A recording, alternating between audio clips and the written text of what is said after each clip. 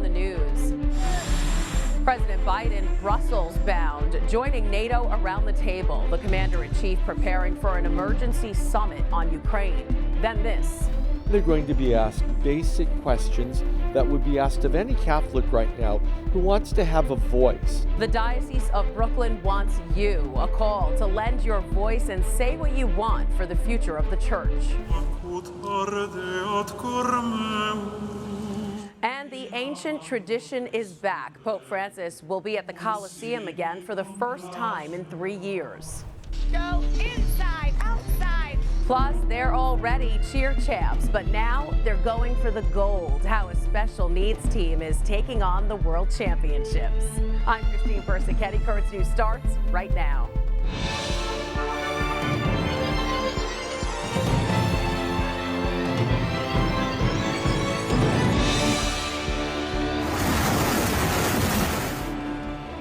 A new report from the Pentagon, Russia running out of resources. There's no fuel or food. Forces frustrated and stalled. Ukrainians retaking territory, Kyiv filled with destroyed enemy vehicles, pressing ahead with a counteroffensive. But a warning, the tides of war change very fast. NATO claiming that Belarus could soon come to Russia's aid, becoming allies on the ground. Anyone who can still leave Ukraine should get out.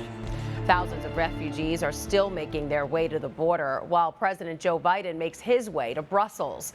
There, he'll meet with NATO leaders and other allies Thursday to address the war in Ukraine. Amy Kiley takes a look at his main objectives. The president is traveling to Europe to ensure we stay united on all three critical fronts. Helping the Ukrainian people defend themselves, imposing and increasing costs on Russia, and reinforcing the Western alliance. President Joe Biden is flying to Brussels today for an emergency NATO summit on Ukraine tomorrow. The White House says his first objective is to help the Ukrainians. Ukraine says some 100,000 people are trapped in the besieged city of Mariupol. I've got elderly parents and 4 pets that I will not leave. Thanks to good people and people who helped, it became possible. Other Ukrainians are battling to protect the capital, Kyiv, and other cities. I have a little baby. I love my family. I had plans, and now I don't have plans. Biden's second goal is to help impose further costs on Russia for its actions. You know who is ordering war and who is promoting it. Almost all of them use Italy as a holiday resort. So do not be a resort for them. The trip is also to show that the U.S. stands with its allies. The closer you are to this Russian threat, the more real it is and the more frightening it is. And so what's happening in Ukraine, people in the Baltic states like Lithuania, Latvia, Estonia, they can see it happening there. I'm Amy Kiley reporting. While Biden's in the air, his administration is working to get some refugees expedited to the United States. The plan would allow vulnerable Ukrainians, specifically activists and journalists, to temporarily enter the country, streamlining reunification with their families living in America. It also promises to expedite members of the LGBTQ community. Other than these details, the White House has declined to comment on any other specifics. According to the UN's migration agency, nearly 6.5 million Ukrainians have been displaced within their own country. Of these people, nearly 2.6 million have fled to the western part of Ukraine. 1.1 million traveled to the country's central region, and another 1.1 million moved towards the eastern border. But very few are making their way down south, the region there only reporting 400,000 displaced residents since the invasion began. Many of these refugees only had moments to pack their belongings, not knowing if they'll ever return home. So what would you bring? Later in the show, we take a closer look at the backpacks of Ukraine's displaced and the hope they chose to hold on to. Pope Francis has been praying for those refugees every day, and in an effort to promote peace, the Holy Father plans on consecrating Russia. On Friday, he'll consecrate the former Soviet Union alongside Ukraine to the Immaculate Heart of Mary. The solemnity will take place at St. Peter's Basilica, and at the same time, priests from all over the world will be joining him in prayer, performing their own consecrations. The Diocese of Brooklyn will join in all Friday morning, starting at 8 a.m. from the Co-Cathedral of St. Joseph. Mass will be celebrated celebrated in English for the solemnity of the Annunciation of the Lord, with a prayer for the consecration after. That will be repeated in Spanish at 9 a.m. and in Creole at 10 a.m. At 11, Bishop Robert Brennan will lead a holy hour prayer for peace at St. James Cathedral Basilica, followed by Mass at noon. Then at 1 o'clock, you can watch the Vatican consecration right here on NET. Now, do you remember those synod listening sessions taking place in every diocese on earth? You may have taken part in one or saw them happening at your parish. Well, after months, the Diocese of Brooklyn's are almost complete. Officials are preparing the report to send to the Vatican, but they need one more thing, a synod survey of sorts. Bishop Brennan wants your input. In a letter sent out to parishes over the weekend, the bishop requested this: "We want to hear from the silent majority within our parishes and understand how we can better walk with them on their journey of faith." So now he's encouraging everyone to head to their computers and take an online synod survey. But what's that entail, and how do you do it? Currents News' Jessica Easthope spoke with the leaders running the initiative ahead of its launch. Very important themes of journeying and being companions together. They're questions designed to bring about change. Some the church has never asked before. Who do you think is in charge? How can the church work better with other communities of faith? And now they're in digital form. They're going to be asked basic questions that would be asked of any Catholic right now who wants to have a voice. As the global synod process has gotten underway and parishes have started listening sessions, leaders in the Diocese of Brooklyn are realizing the people they need to reach most are not the regulars. Do not let ignorance. Sister Marianne Seton LaPiccolo, who's leading the diocese's synod efforts with Father Joseph Gibino, says often they're people who have never come to church and might even feel unwelcome. We want to hear from the people who don't come to the building called the church. We want to hear from people who don't feel welcome. And really, those are the voices that are going to change us. That's why the diocese is meeting people where they are. The Sales Media Group, the digital and technology arm of the Diocese of Brooklyn that operates Net TV, has created a digital synod. It starts with videos explaining the topics of the synod, hoping to make people feel like their voices matter, and puts the questions posed during parish listening sessions into an online survey. How is it that we can be a more welcoming, if you will, a more listening church? So we're trying to use technology to help us listen. Anyone with an Android, iPhone, laptop, or internet connection can scan a QR code or follow a link and participate. A motivation for the digital synod has been the need to reach young people. Their world is a digital world. You know, everything is online, and everyone will have access to it. People can complete the 10-topic survey all at once or in parts and save their answers. Jessica Easthope, Currents News. So if you'd like to make your voice heard in the church, just go to dioceseofbrooklyn.org/synod survey. Remember, it's a chance to get your opinions all the way to the Vatican. To sum up the synod listening sessions, we compiled 3 key findings that came up in most meetings. Parishioners said outreach and faith formation for young people was key, followed by outreach to families. They also said that there needs to be more focus on diverse populations, in particular the Hispanic community. The synod process is expected to continue for a few more months. Bishop Brennan stopped by Currents News to talk about the takeaways. I asked him what the diocese plans to do with that information and if it's all a bit overwhelming. Not really. It's the ordinary operation of the church that we try to do these things. Concern for the youth comes across all the time. That's a great thing. People are concerned, especially about the fact that we've lost or are losing a great number of young people. But it's interesting to hear the perspective of the young people who are there and what they're looking for. In terms of reaching out to diverse populations, it's really broader than the Hispanic population. I already have some experience with the Hispanic community, but being here in Brooklyn, my eyes are open. I'm learning so many others, whether it be the Haitian community, the different Asian communities, the different African communities. And one of the things that comes up a lot is communication.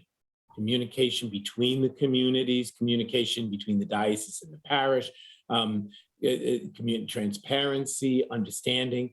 So one of the big concerns really is how do we pull it all together and be one united family in Jesus Christ. And then there's the other themes that come up are outreach to people who aren't so connected with the church, maybe those who feel disenfranchised or even hurt. So that comes up. And then a lot of things come up that are concerns about the parish, returning from COVID, the whole experience of that and the effect of COVID, the migration of many people are moving out of the neighborhoods. And so the loss of many people in the parishes. These are all very heavy concerns that people are talking about. Housing is a big issue. Housing, people feel there are many communities where the poorer people are kind of feeling pushed out. So all that comes in. That's what the Pope wants. He wants to talk about life. It's not just separate from real life. Absolutely, and it seems everyone wants the priests to be more pastoral, but how can they find the time to do this between caring for the upkeep of the church, its finances, looking over some Catholic academies, daily mass, marriages, baptisms, funerals? It seems there aren't enough hours in the day. Well, that's always going to be a challenge for us, isn't it? And thank God we have dedicated priests who they see many of these opportunities as pastoral opportunities, and they really do prioritize the pastoral communities. So some of that feedback comes from the priests themselves. We have to look at how we're structured as a church and what does it mean to be Catholic today? Brooklyn was always the borough of many churches, and now we have the heavier challenges. How do we see ourselves as a Catholic family, a family of families? And how do we function in such a way that that we can keep our eye fixed on the priorities, on Christ and on our life in Christ? Again, that was Brooklyn Bishop Robert Brennan. After the Synod survey closes, the diocese will prepare a comprehensive report for Bishop Brennan, hopefully by the end of May. From there, it's submitted to the United States Conference of Catholic Bishops in June. There's a lot more news headed your way. Tornadoes tearing through New Orleans, areas that never recovered after Katrina. But Louisiana's faithful are jumping into action. Plus, Supreme Court nominee Ketanji Brown Jackson returns to the hot seat for the third day of her confirmation hearings. And Holy Week is right around the corner, while the Vatican is looking to bring back an ancient tradition.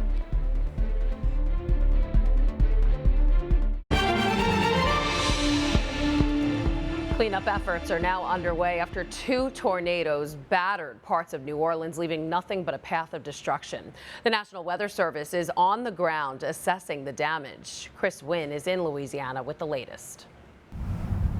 Houses collapsed. I really thought I was going to die.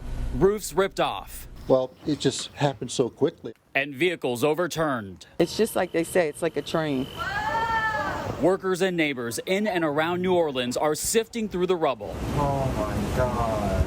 At least 2 tornadoes struck the region Tuesday night, killing at least 1 person and leaving thousands without power. We were in the house and my husband was outside and he came running in. He just said, he's like, it's going to hit us.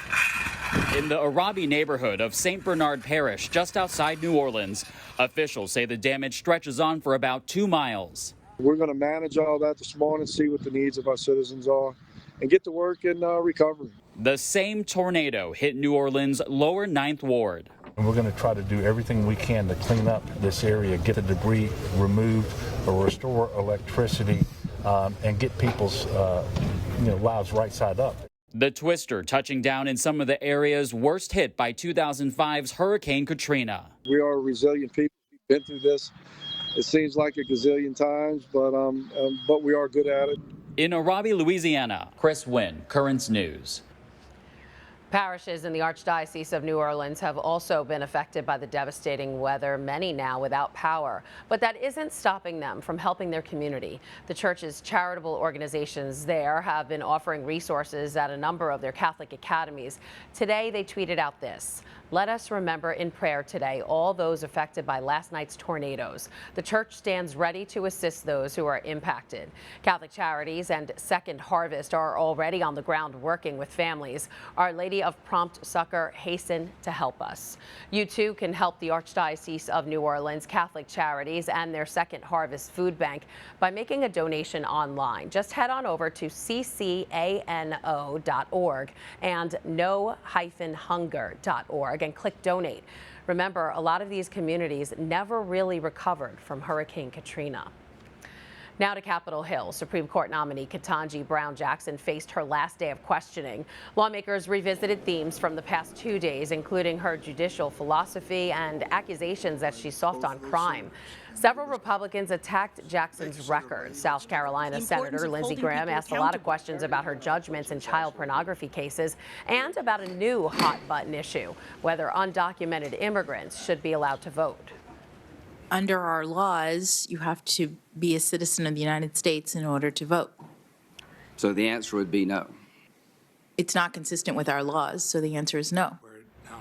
After the hearings wrap, the committee will vote on whether to advance the nomination, which appears on track to happen. A final vote on the Senate floor will follow.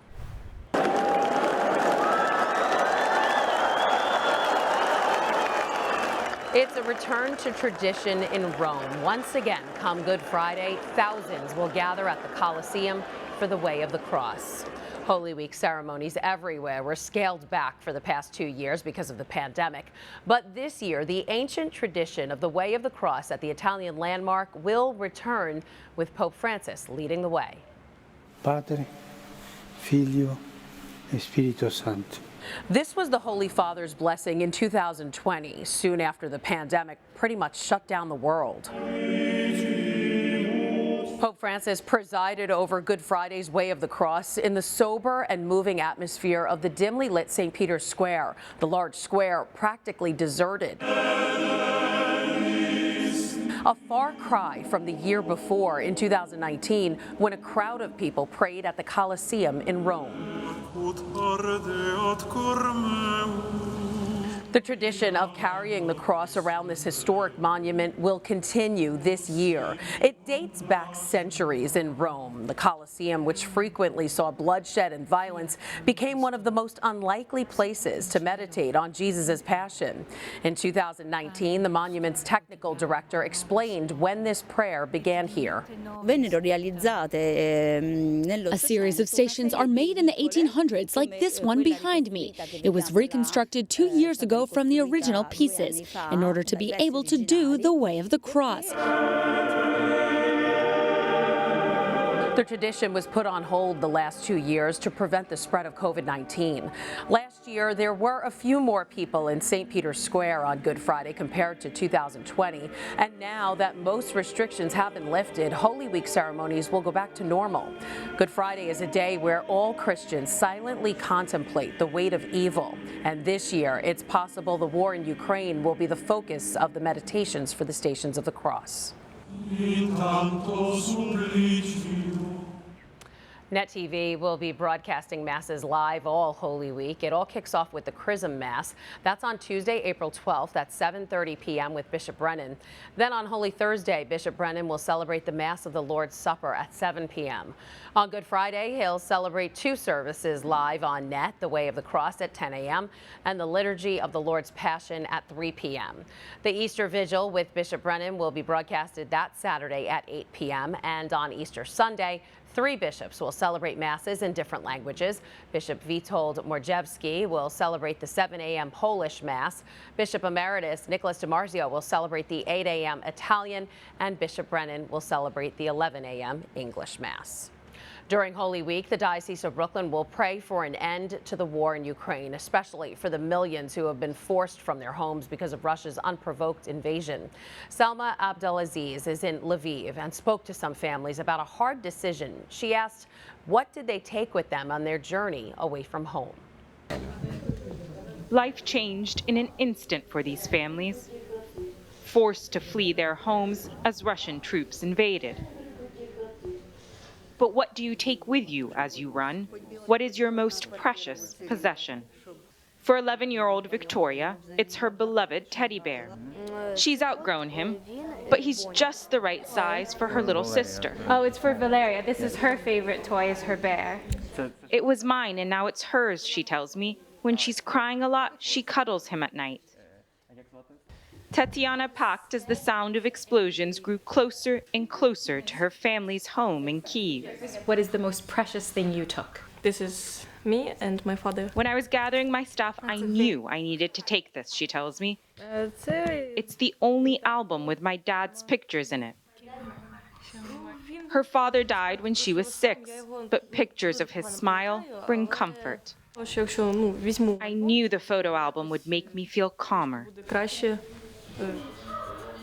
7-year-old Milana rushes to grab her favorite thing. It's easy to see why she loves it. Because there are animals in it and dogs, and you can count. Here is 6, here is 4. Denise was given just 10 minutes to leave his university dorm, but he knew what to grab. My sunglasses, I adore them, he tells me. They make me look cool like Kurt Cobain. Put on the sunglasses for me, please. How do you feel now that you have the sunglasses on? It makes me feel like everything is going to be fine, he says, that we will win, and I will walk on the streets of Kyiv under a peaceful sky again.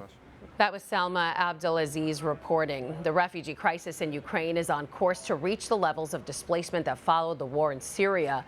That crisis drove 13 million out of their homes. Still to come on Currents News, ever wonder about your parish's namesake, St. Agnes or St. Bernadette? Who are the women behind the churches? A special tablet report is next. And from New Jersey to the most magical place on earth, how this cheer squad earned the right to take on the best of the best at Disney World. Do you have a story idea or want to share a tip? Email us at newstips@desalesmedia.org or call our 24-hour number, 718-517-3122. We'll be right back. As NATO prepares for their summit Thursday, there's no doubt they will honor the passing of an American hero. Madeleine Albright, the first female U.S. Secretary of State, died of cancer at the age of 84. During her time in politics, she championed the expansion of NATO and steered Western foreign policy in the aftermath of the Cold War. She helped lead the campaign to stop ethnic cleansing in Kosovo and sought to stop the spread of nuclear weapons. Albright was raised Catholic after her Jewish parents converted for safety reasons during World War II. No word yet on her funeral arrangements. The Tablet newspaper is honoring Women's History Month with a special report. They're taking a look at some of the Diocese of Brooklyn's namesakes. Who exactly are the women behind the churches? Among the women role models the paper dives into, and perhaps one of these is your church, St. Bernadette. She was a 14-year-old French girl who had a vision of the Blessed Mother. And St. Therese of Lisieux, you know she's known as the Little Flower, but did you know she's the patron saint of florists?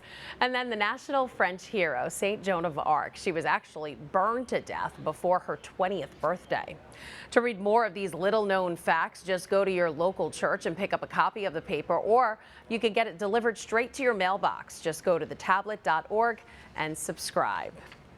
And finally, another group of women on their way to making history. They're about to be cheer champs. Meet the South Jersey Storm Twisters. This is when they found out they'll be competing in the Sports World Championship. The special needs team was celebrating World Down Syndrome Day when they got the news. It's a big honor. The cheerleading organization only accepts 5 teams to compete, according to the Twisters director, and the girls are very excited to take on the challenge. This is going to be so amazing. I can't wait to go there. I love them so much. They're my cheer sisters. I would do anything for them. The girls are scheduled to compete in Disney World at the end of April, so we say good luck to them. And that is Currents News. I'm Christine Persichetti. Thank you for joining us, because we are putting your faith in the news. Hope to see you again next time.